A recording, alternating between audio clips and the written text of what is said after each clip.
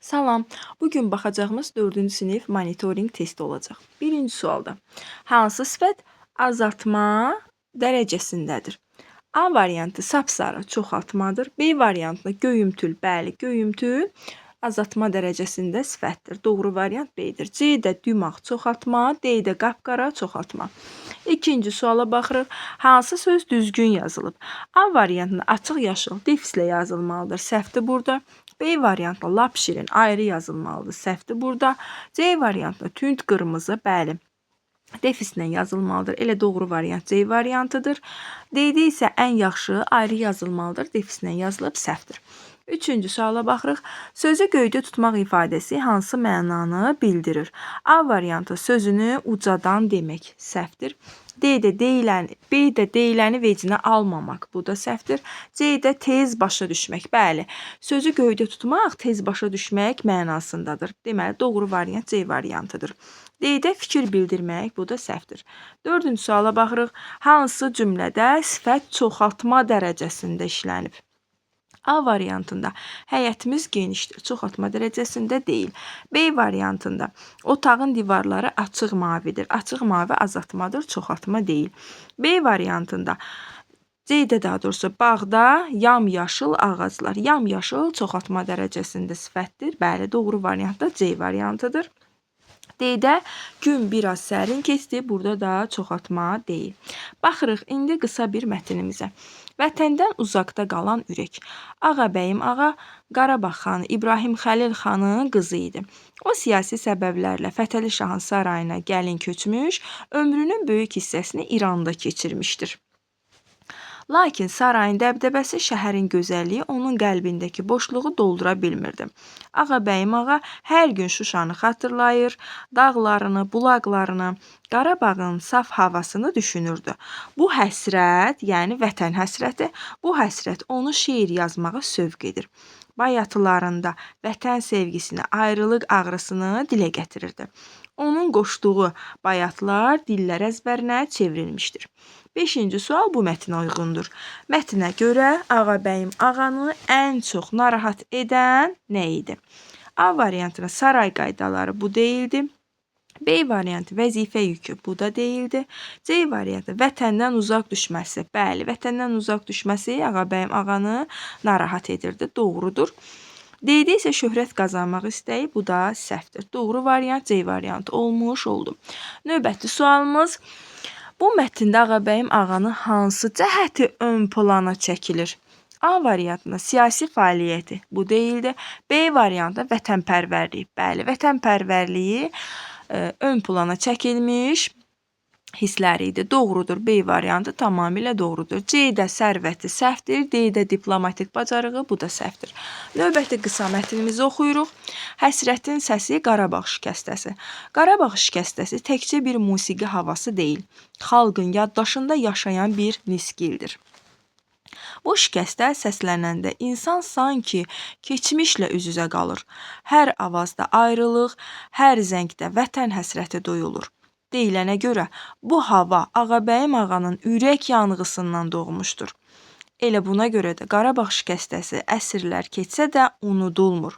Məclislərdə dinləyicini duyğulandırırdı. Baxırıq 7-ci suala. Mətnə əsasən Qarabağ şikəstəsi nəyi ifadə edir? A variantı şənlik və sevinç hissini. Xeyr, bu səhvdir. B variantında döyüş ruhunu, bu da səhvdir. C variantı təntənəli mərasimi, bu da səhvdir. D-də isə ayrılıq və vətən həsrəti, bəli, ayrılıq və vətən həsrəti bu mətndə ön plana çəkilmişdir. Doğrudur. 8-ci suala baxırıq. Müəllif bu mətndə əsasən nəyi vurğulayırdı? Baxırıq. Muğanın A variantı muğamın quruluşunu səhvdir. B-yə baxırıq, musiqinin tarixini, bu da səhvdir. C-də şikəstənin mənəvi yükünü, bəli, bu doğrudur. Mənəvi cəhətdən yüksək olan bir musiqi idi, əsər idi. Doğru variant C variantıdır. D-də isə saray məclislərini, bu da səhvdir. Daha bir qısa mətn, Xarı bülbül vətənə bağlılığın rəmzi. Xarı bülbül Qarabağın simvolu sayılan nadir bir çiçəkdir. Onu başqa torpaqlara aparsalar da orada bitirmək mümkün olmamışdır. Bu çiçək yalnız öz vətənində yaşamağı bacarır. Ağabəyim ağanın salınan vətən bağında hər ağac, hər gül bitmişdir. Lakin xarı bülbül yox idi. Bu da onu Qarabağın əvəzsizliyini bir daha xatırlatmışdı. Xarı bülbül ayrılığın, saf vətən sevgisinin rəmzinə çevrilmişdir. 9-cu sual bu mətnimizə uyğundur. Baxaq. Xarı bülbül mətndə hansı anlayışı simvolizə edirdir? A variantı vətənə bağlılığı. Bəli, doğrudan da vətənə bağlılığı simvolizə edən xarı bülbül çiçəyidir. A variantı tamamilə doğrudur. B variantı gözəlliyi, bu səhvdir. C variantı zənginliyi, bu da səhvdir. D variantı baharın gəlişi, bu da səhvdir. Doğru variant A variantı oldu. 10-cu sualımız mətnin əsas ideyası hansıdır? Yəni biz mətndən nəyi götürürük? Əsas məqam nədir? A variantı hər çiçək hər yerdə bitə bilər. Bu səhvdir. B variantı təbiət insan istəyinə tabedir. Xeyr, bu da səhvdir. C variantı vətənin yerini heç nə vermir. Bəli, doğru variant budur. Vətənin yerini heç nə vermir. D variantı bağ salmaq çətindir. Bu da səhvdir. Əsas mətnin ideyası vətənin yerini heç nə vermir olmuşdur. 11-ci sualımız artıq riyaziyyatla bağlı olan suallardır. Bunları da izah edəcəm. Famil dayı qiyməti 14 manat olan 18 köynək aldı və satıcıya 300 manat pul verdi. Satıcı Famil dayıya nə qədər pul qaytarmalıdır? Bəli, bir köynəyin qiyməti nə qədərdir? 14 manat, düzdür? Və bir köynəyin qiyməti 14 manatdırsa, bəs 18 köynəyin qiyməti nə qədər edər? Deməli, 14 manatlıq olan köynək 18-dən aldığına görə 14-ü 18-ə vuracaq. 4 8-im 32, 2 yazırıq 3 yadda, 8 birim 8, 3 4-də 11. 1 4-üm 4, bir dənə birim 1. İndi isə bunları toplayırıq. 2, 5, birin də üstünə 1, 2. Nə qədər elədi? 252. Bəs Famil dayı satıcıya nə qədər vermişdi? 300. 300-dən də 252-ni çıxacaq ki, görək Famil dayıya nə qədər satıcı pul qaytarıb. 10-dan 2, 0-dan 2 çıxmaq olmur. 10-luqdan 1 onluq götürürük. 10-dan 2-sin çıxanda 8, 9-dan 5-in çıxanda 4. Deməli, 48 manat qaytarmalıdır. Bu da C variantına uyğun gəlmiş olur. Keçirik növbəti riyaziyyat suallarına. 12-ci sual. Aysu 24 ilə 13 ədədini vurdu. Aşağıdakilərdən hansı doğru variantdır? Sadəcə 24-ü, yəni 2 rəqəmli ədədi 2 rəqəmli ədədə vuracağıq. 3 4-üm 12, 2 yazırıq 1 yadda. 3 2-m 6, 1 4-də 7. Bir dənə 4-üm 4, bir dənə 2-m 2.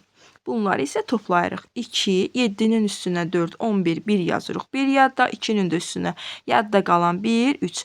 312 etmiş olur. Bu isə A variantında öz əksini tapmışdır. Keçirik növbəti sualımıza. 13-cü sualımızda görək nə istəyir.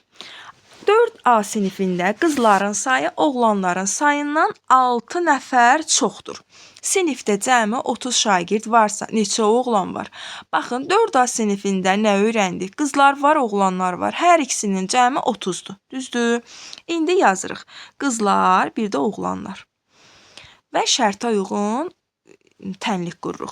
Deməli, qızların sayı oğlanların sayından 6 nəfər çoxdursa, başqa sözlə, oğlanların sayı qızların sayından 6 nəfər azdır.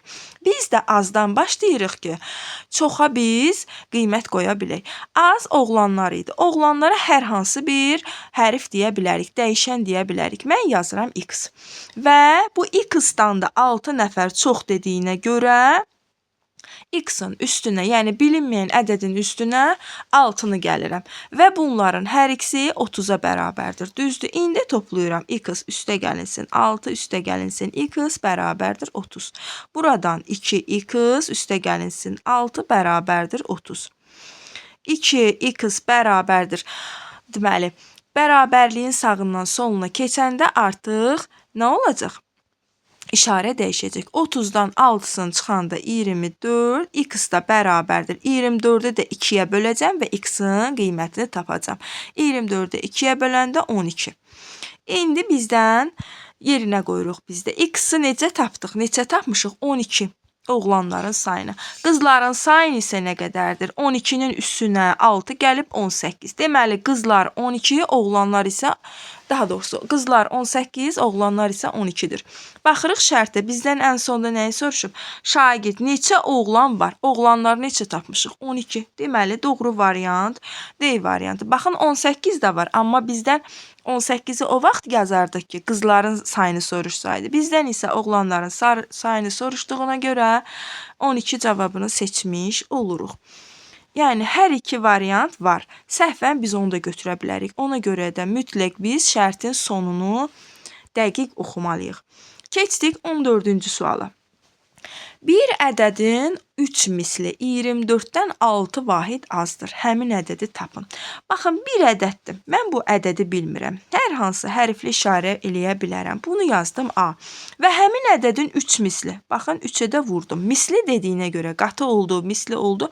Biz onu vurmadı deməkdir. Vuracağıq. Deməli, A-nı vurdum 3-ə. Düzdür. Daha sonra deyir ki, 24-dən 6 vahid azdır. Yəni, bu 24-dən 6 vahid az olan hansı ədəddir? 18. 24-dən 6-sını çıxdım. 18-ə bərabər etdim. Buradan da 3A 18-dirsə, bəs A-nın özü nə qədərdir? 18-i 3-ə bölürəm. A-nı tapıram ki, 6-dır. Bəli, doğru variant A variantıdır ki, 6 cavabını almış oldum. Həqiqətən də 6-nı 3-ə vurdum 18 və 24-dən də 6 vahid az olan bir ədəd alındı. Doğru tapmışıq. İndi keçdik növbəti sualımıza. Növbəti sualımız 15-ci sualdır. 15-ci sualda nə deyir? Bir ədədin 4 misli onun 12 vahid artığının 2 mislinə bərabərdir.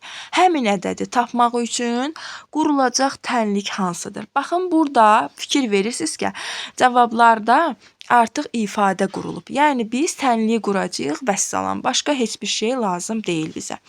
Bir ədədin 4 misli. Hər hansı bir ədəd bilinmir, bilinməyən ədəddir.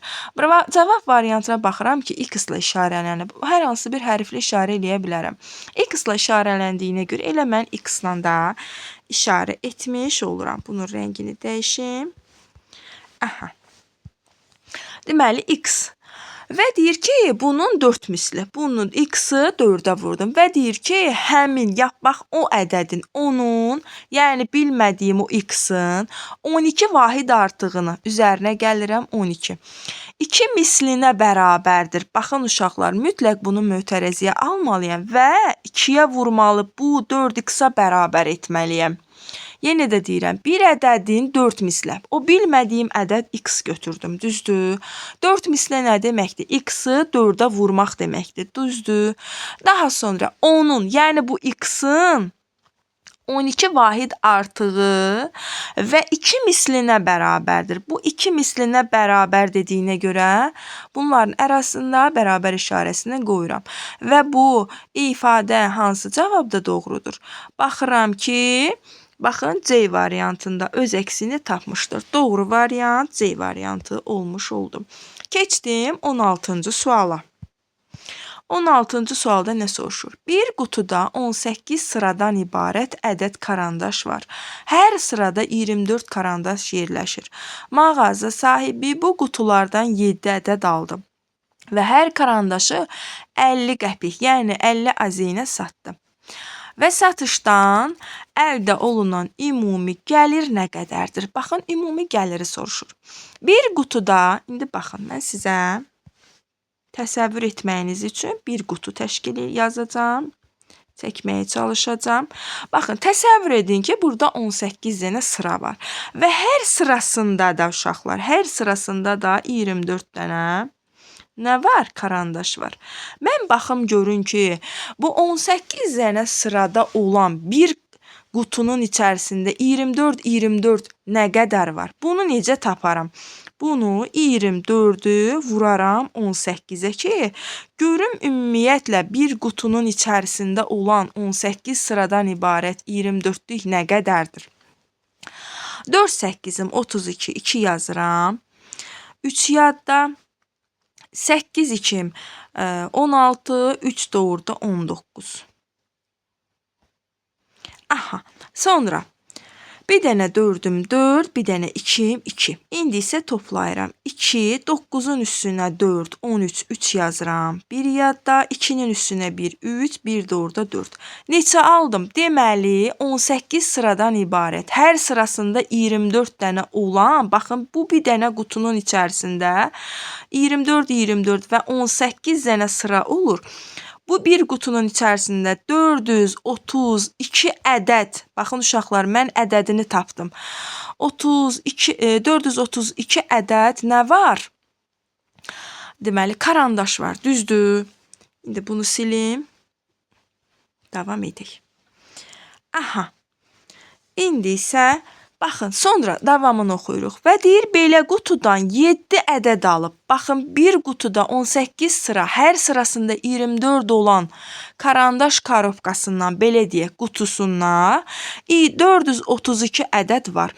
Və bu 7 dənəsin, yəni 7 dənə 432 dənə olan karandaşdan alıb.